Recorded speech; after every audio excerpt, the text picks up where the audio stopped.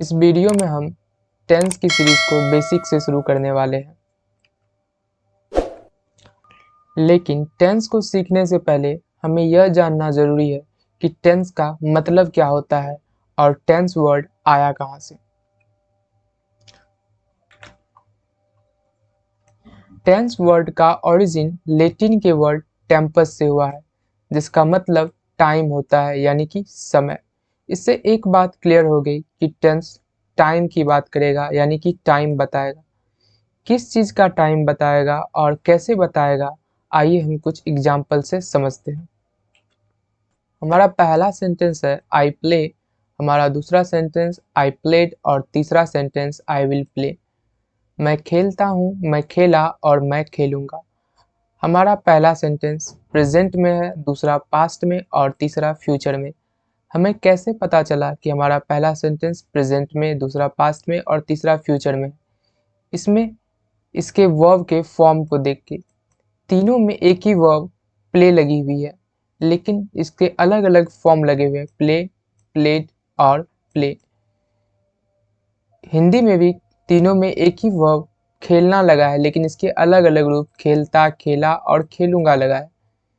यानी हमें टाइम बताने के लिए वर्ब के फॉर्म की आवश्यकता है, यानी बिना वर्ब के फॉर्म के हम टाइम नहीं बता सकते। इसलिए टेंस कुछ और नहीं, यह वर्ब का ही एक फॉर्म है जो यह बताता है कि एक्शन कब हुआ, यानी कि यह एक्शन के होने का टाइम बताता है। टाइम बताने के लिए हमें वर्ब के फॉर्म की आवश्यकता है। तो कुछ वर्ब के फॉर्म के एग्जाम्पल मैंने लिए। पहला प्ले, जिसका first form play, second form played और थर्ड फॉर्म प्लेड है। इसका आईएनजी फॉर्म प्लेइंग और एसईआईएस फॉर्म प्लेज है। उसी तरह ईट का फर्स्ट फॉर्म ईट, सेकेंड फॉर्म एट और थर्ड फॉर्म ईटन, और इसका आईएनजी फॉर्म ईटिंग और इसका एसईआईएस फॉर्म ईट्स है। तो चलिए टेंस शुरू करते हैं। टेंस तीन प्रकार के होते हैं, प्रेजेंट टेंस, पास्ट टेंस और फ्यूचर टेंस। प्रेजेंट टेंस यानी वर्तमान काल, पास्ट टेंस यानी भूतकाल और फ्यूचर टेंस यानी भविष्यकाल। और प्रत्येक के चार चार टाइप्स होते हैं। सिंपल प्रेजेंट टेंस, इसे प्रेजेंट इंडेफिनिट भी कहते हैं। Present continuous tense, present perfect tense, present perfect continuous tense. इसी तरह पास्ट में simple past tense, past continuous tense, past perfect tense, past perfect continuous tense. इसी तरह फ्यूचर में भी चार टाइप्स होते हैं, simple future tense, future continuous tense, future perfect tense, future perfect continuous tense. तो हम प्रेजेंट इंडेफिनिट टेंस या फिर सिंपल प्रेजेंट टेंस से शुरू करते हैं।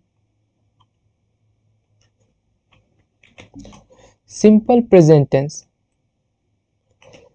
सामान्यतः इनके वाक्य के अंत में ता है, ती है, ते है, ये सारी चीजें रहते, पर ये जरूरी नहीं। ये बस आप इसका हिंट ले सकते हैं, ये जरूरी नहीं ये हमेशा ही होंगे, सामान्यतः होते हैं। तो प्रेजेंट इंडेफिनिट टेंस का हम यूज कहाँ पे करते हैं?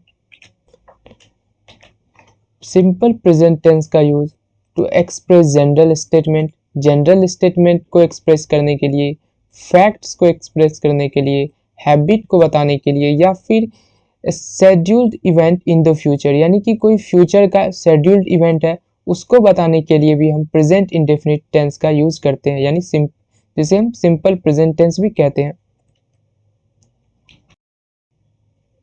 इसके सेंटेंस को फॉर्म करने के लिए सबसे पहले सब्जेक्ट, उसके बाद वर्ब की फर्स्ट फॉर्म और या फिर वर्ब की फर्स्ट फॉर्म प्लस एस या ई एस लगता है।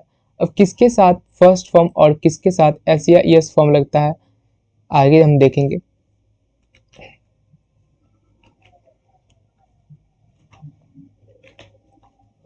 आई, वी, यू, दे के साथ फर्स्ट फॉर्म और ही, सी, इट और कोई एक नाम, कोई भी नाम हो सकता है, उसके साथ एस या ई एस लगता है। चलिए इसके कुछ एग्जांपल्स देख लेते हैं। जैसे आई एम अ बॉय, मैं एक लड़का हूँ। यह एक जनरल स्टेटमेंट या फैक्ट है। इसके लास्ट में ता है, ती है, नहीं है, फिर भी यह प्रेजेंट इंडेफिनिट है क्योंकि यह एक स्टेटमेंट या एक जनरल फैक्ट है। The sun rises in the east. सूरज पूर्व में उगता है। सूरज पूरब में उगता है। यह क्या है? एक फैक्ट है, इसलिए यह प्रेजेंट इंडेफिनिट में लिखा गया है। ही ड्रिंक्स टी एवरी मॉर्निंग। वह हर सुबह चाय पीता है। यह क्या है? किसी की हैबिट है और इसलिए यह प्रेजेंट इंडेफिनिट में लिखा गया है, यानी सिंपल प्रेजेंट टेंस में लिखा गया है। I get up every day at 6 o'clock। मैं हर सुबह 6 बजे जगता हूँ। यह क्या है? यह मेरी हैबिट है, इसलिए यह सिंपल प्रेजेंट टेंस में लिखा गया है। The match starts at 9 o'clock। Match 9 बजे शुरू होगी। यह क्या है? फ्यूचर का इवेंट है, बट फ्यूचर का इवेंट है, मैच फ्यूचर में स्टार्ट होगा, लेकिन क्या है? यह शेड्यूल्ड है कि 9 बजे ही स्टार्ट होगा, इसलिए इसे प्रेजेंट इंडेफिनिट में लिखा गया है, यानी सिंपल प्रेजेंट टेंस में लिखा गया है। The train leaves eight 5 o'clock। Train सुबह 5 बजे निकलती है। ट्रेन सुबह 5 बजे निकलती है। यह क्या है? फ्यूचर का शेड्यूल्ड इवेंट है, इसलिए यह प्रेजेंट इंडेफिनिट या सिंपल प्रेजेंट टेंस में लिखा गया है।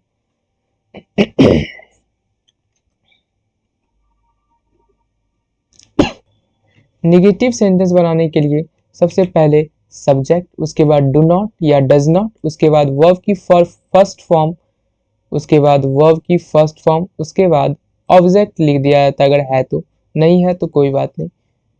चलिए इसके कुछ एग्जांपल्स देख लेते हैं। किसके साथ,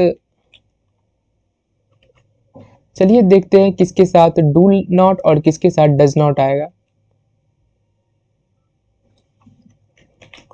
आई, वी, यू, दे के साथ डू नॉट और ही, सी, इट और या कोई एक नाम के साथ डज नॉट आएगा।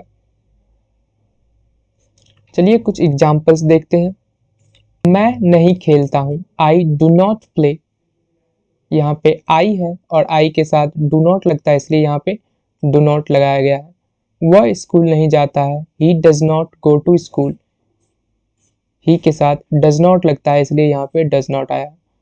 तुम नहीं जानते, तुम नहीं जानते हो। You do not know. You के साथ डू नॉट लगता है, इसलिए यहाँ पे डू नॉट लगा हुआ है। अब चलिए इसके इंटेरोगेटिव पार्ट को देख लेते हैं। इंटेरोगेटिव सेंटेंस कैसे बनाए जाते हैं। इंटेरोगेटिव सेंटेंस बनाने के लिए सबसे पहले डू या डज को लिखा जाता है, उसके बाद सब्जेक्ट और उसके बाद वर्ब की फर्स्ट फॉर्म और उसके बाद ऑब्जेक्ट को लिखा जाता है अगर ऑब्जेक्ट हो तो। इसके कुछ एग्जांपल्स देख लेते हैं। क्या मैं झूठ बोलता हूँ? डू आई टेल अ लाई। क्योंकि सब्जेक्ट आई है और हम जानते हैं आई के साथ डू लगता है, इसलिए यहाँ पे डू का यूज हुआ है। क्या वह स्कूल जाता है? Does he go to school. क्या वे लोग पढ़ते हैं? Does they read. चलिए हम इसके निगेटिव इंट्रोगेटिव पार्ट को देख लेते हैं, इससे कैसे निगेटिव इंट्रोगेटिव सेंटेंसेस फॉर्म किए जाते हैं। इसके लिए सबसे पहले डू या डज, उसके बाद सब्जेक्ट और उसके बाद नॉट, उसके बाद वर्ब की फर्स्ट फॉर्म और अगर ऑब्जेक्ट है तो उसके बाद ऑब्जेक्ट लिखा जाता है और लास्ट में साइन ऑफ इंटेरोगेशन लगाना जरूरी है। इसे हम एक और तरह से लिख सकते हैं, डोंट, डजंट, डोंट या doesn't plus subject plus verb की फर्स्ट फॉर्म प्लस ऑब्जेक्ट। चलिए इसके कुछ एग्जांपल्स देख लेते हैं। क्या मैं तुम्हें नहीं जानता? क्या मैं तुम्हें नहीं जानता? Do I not know you या फिर डोंट आई नो यू। क्या वह नहीं खेलता है? Does he not play, doesn't he play. क्या तुम नहीं पढ़ते हो? Do you not study, don't you study. इसे किसी भी तरह से आप सेंटेंस फॉर्म कर सकते हैं, दोनों ही सही है।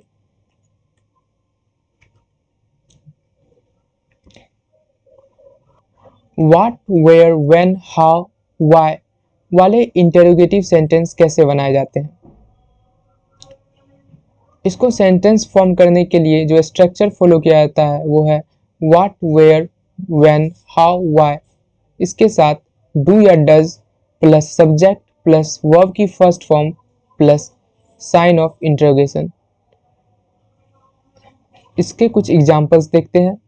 तुम क्या खाते हो? What do you eat? Ram कैसे पढ़ता है? How does Ram study? तुम कहाँ रहते हो? Where do you live? What, where, when, how, why वाले इंटेरोगेटिव निगेटिव सेंटेंसेस। इसको बनाने के लिए what, where, when, how, why इनमें से जिनकी ज़रूरत है उसे लिख दिया जाता है। उसके बाद डू या डज का प्रयोग किया जाता है। उसके बाद सब्जेक्ट लिखा जाता है। उसके बाद नॉट। उसके बाद वर्ब की फर्स्ट फॉर्म और लास्ट में साइन ऑफ इंटेरोगेशन का यूज किया जाता है। इसके कुछ एग्जाम्पल्स देख लेते हैं। तुम क्यों नहीं पढ़ते हो? Why do you not study? Ram क्यों नहीं खेलता है? Why does Ram not play? तुम क्या नहीं खाते हो? What do you not it? इससे आगे का पार्ट नेक्स्ट वीडियो में देखेंगे। वीडियो को लाइक, शेयर और चैनल को सब्सक्राइब करें ताकि कोई भी वीडियो मिस ना हो।